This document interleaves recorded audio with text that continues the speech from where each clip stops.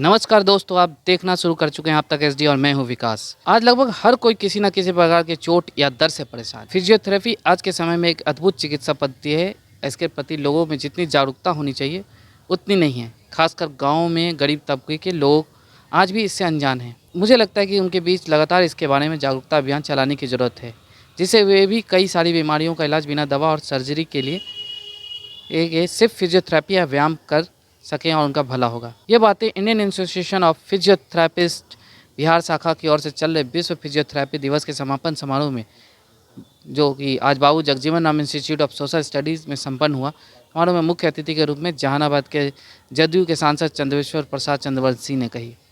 आपको बता दें कि Indian association of physiotherapist Bihar शाखा के अध्यक्ष डॉक्टर नरेंद्र कुमार सिन्हा ने बताया कि प्रत्येक वर्ष 8 सितंबर को विश्व थेरेपी दिवस के रूप में मनाया जाता है, जो वैश्विक फिजियोथेरेपी समुदाय की एकता और एकजुटता का प्रतीक है।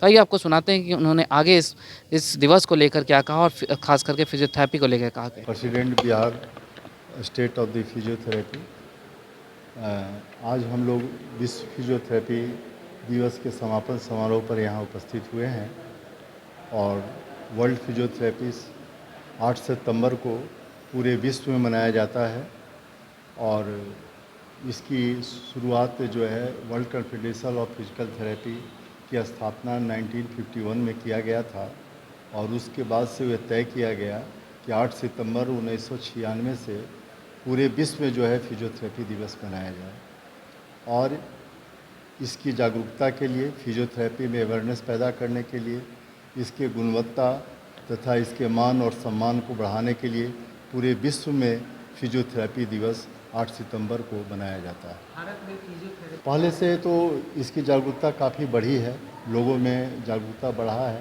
पहले लोगों की इसकी जानकारी नहीं थी। आज जो है ओलंपिक में, खेल में, हर जगह, हर एक बीमारी में फिजियोथेरेपी की आवश्यकता है। हर एक डिपार्टमेंट में फिजियोथेरेपी से कंसर्न है। कोई ऐसा विभाग नहीं है जहाँ की फिजियोथेरेपी के बिना उसका काम चल सकता है। और स्पोर्ट में खास कर के जो फिजिकल फिटनेस, जो खिलाड़ी जो मैदान में जाते हैं खेलने के लिए, उसके पहले उनको फिजिकल फिटनेस जो है उसको देखा जाता है कि वो फिजिकली फिट हैं कि नहीं। वो काम, उनका दायित्व फिजियोथेरेपिस्ट का ही है और उसके बाद वो खेल के मैदान में जाते हैं। तो लोगों की तो जागरूकता काफ़ी बढ़ गई है इसके प्रति और हम समझते हैं कि पूरे भारतवर्ष में बिना फिजियोथेरेपी का कोई भी इलाज संभव नहीं है। कार्डियक से ले सबसे ज़्यादा समस्या है पैरों का। हाँ, खास करके आज के दौर में हम लोगों का जो थीम जो रखा गया है विश्व फिजियोथेरेपी दिवस के अवसर पर, वो ऑस्टियोआर्थराइटिस के ऊपर रखा गया है और इस थीम के तहत खास करके महिलाएं हैं जो मोनोपॉज के बाद जो उनको ऑस्टियोआर्थराइटिस वगैरह का जो प्रॉब्लम होता है, और पहले जो था कि ये ओल्ड डिजीज़ समझा जाता था कि ऑस्टियोआर्थराइटिस ओल्ड डिजीज़ माना जाता है, लेकिन आज के डेट में सिनेरियो चेंज हो गया है। किसी भी एज में ऑस्टियोआर्थराइटिस हो सकता है और इसका सबसे बड़ा दोष है आदमी खान पान। जो हम लोगों का लाइफ स्टाइल जो है वो काफ़ी गड़बड़ हो गया है, जो खान पान के चलते ये ऑस्टियोआर्थराइटिस भी होने की संभावना ज़्यादा बढ़ गया है। कैसे लोग जाने कि उसको ऑस्टियोआर्थराइटिस या फिर इस तरह की प्रॉब्लम है? हाँ, क्या उनको पेन होना, जॉइंट में, नी जॉइंट में पेन होता है, सीढ़ी चढ़ने में उनको दिक्कत हो सकता है, उसको स्क्वाटिंग करने में, बैठने में उनको दर्द हो सकता है, पैर में स्वेलिंग हो सकता है। जब वो गेट चलेंगे तो उनका डाइवर्शंस होता है, गेट जो है वो सही ढंग से नहीं हो पाता है।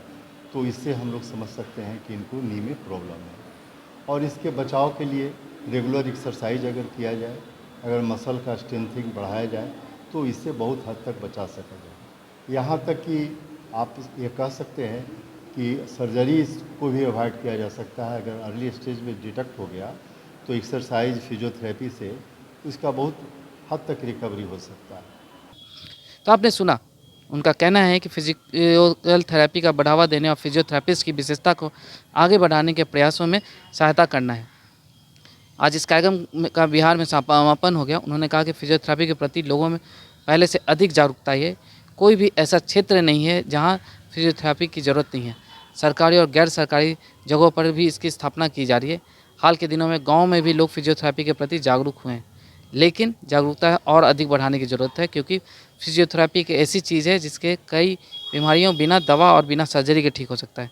वहीं ऑर्गेनाइजर सेक्रेटरी सचिव डॉक्टर स्मिता सिन्हा ने क्या कहा, वो पहले आप सुने।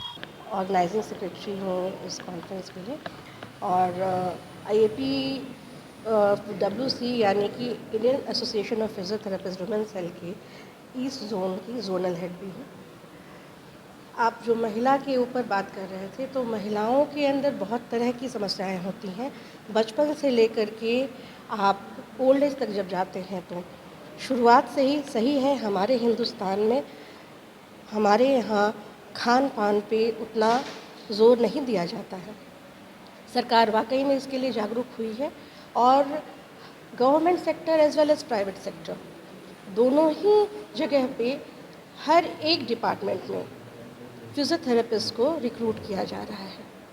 फीमेल हेल्थ को लेकर के, चाइल्ड हेल्थ को लेकर के, जीडियाट्रिक फील्ड को लेकर के, अवेयरनेस कैंप्स के अंदर, स्पोर्ट्स के लिए, सब जगह जागरूकता अभियान के दौरान इन सब पर ज़्यादा जोर दिया जा रहा है, और इसको पूरे विश्व में ज़्यादा से ज़्यादा लोगों तक जानकारी पहुँचे, इसके लिए विश्व स्तरीय जो संगठन है वो आगे आ रहे हैं, और इस पर सब मिलकर कार्य कर रहा है। WHO हो तो हम चाइल्ड केयर, इस तरह की बहुत सारी संस्थाएं हैं जो साथ में मिलकर के कार्य कर रही हैं और अवेयरनेस के लिए आगे आ रही हैं। इसके अलावा जो गैर सरकारी संस्थान हैं, वहाँ भी उनके जो मेडिकल डिपार्टमेंट सेट हो रहे हैं, उसमें उनको फिजियोथेरेपिस्ट की रिक्रूटमेंट करनी होती है, सो दैट कि साथ मिलकर, क्योंकि टीम वर्क के बगैर कोई काम नहीं होता है।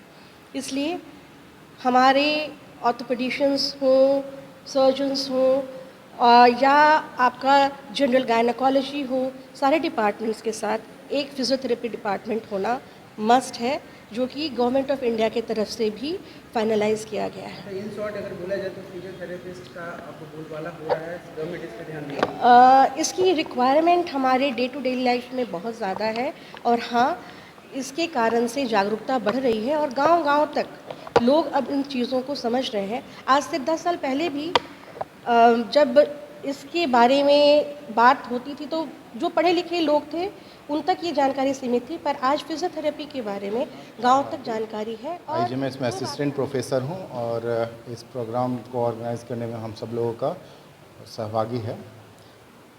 आज एवरी ईयर जो है हमारा ये वर्ल्ड फिजियोथेरेपी डे मनाया जाता है, उसका कोई ना कोई थीम होता है, और इस बार का थीम है osteoarthritis and the role of physiotherapist. और इसके लिए तत्वाधान में हम लोग आज ऑस्टियोआर्थराइटिस से रिलेटेड हाउ फिजियोथेरेपी एक्सरसाइजेज, कौन कौन सा इंपॉर्टेंट एक्सरसाइजेज कैसे करना है, कैसे बताना है, उसके लिए बहुत सारे स्पीकर्स आए हैं जो इसके बारे में बता रहे हैं। साथ साथ हमने अपने बच्चों के लिए पोस्टर प्रेजेंटेशन का कंपटीशन रखा है, पेपर प्रेजेंटेशन का कंपटीशन रखा है, बाद में क्विज कंपटीशन है। तो there is a lots of scientific event we plan, Hindi में साइंटिफिक प्रोग्राम यहाँ पे हम लोगों ने प्लान करके रखा है, ताकि ज़्यादा से ज़्यादा जो हमारे अपकमिंग ब्रीड हैं फिजियोथेरेपी के अवेयर रहें नए नए चीज़ों के बारे में, और उसका कैसे इम्प्लीमेंट करना है आगे आने वाले समय में, उसकी भी जानकारी उन्हें दी जाएगी।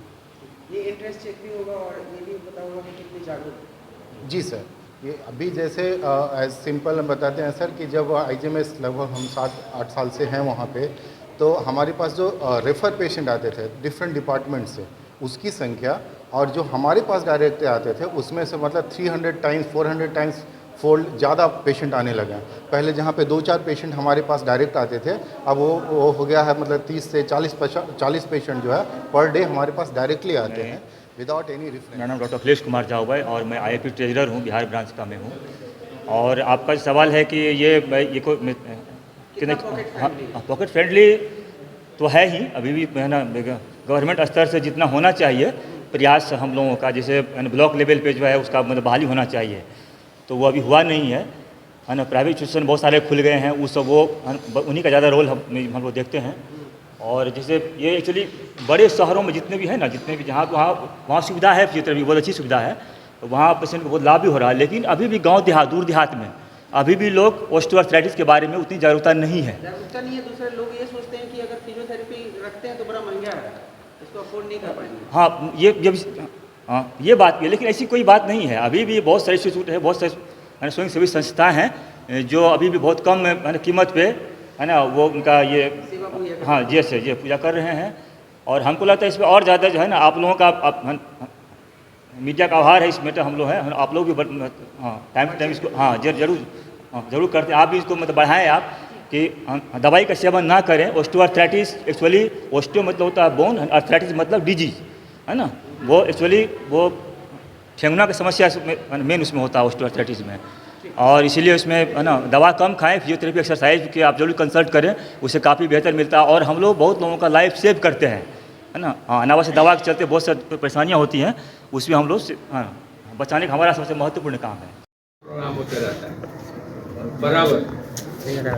2 साल हम लोग कुछ नहीं किए। इस बार हम लोग 8 तारीख को इतना जबरदस्त आयोजन किया कि जिसका जवाब नहीं। पेशेंट भी देखे और IMA हॉल में डॉक्टरों के बीच में खूब बढ़िया प्रोग्राम है। तो और सब का सब प्रोग्राम जो है ये प्रणव का दिया। प्रणव को डायनेमिक फिजियोथेरेपिस्ट एकदम, इससे प्रेरणा लेनी चाहिए। कोविड में भगवान ने इसको दूसरी जिंदगी दी है।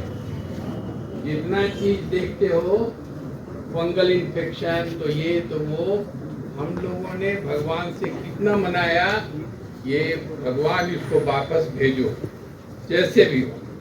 और आज प्रणव अच्छे हैं, कोविड से जीत के आए और आगे बढ़ें, तरक्की करें।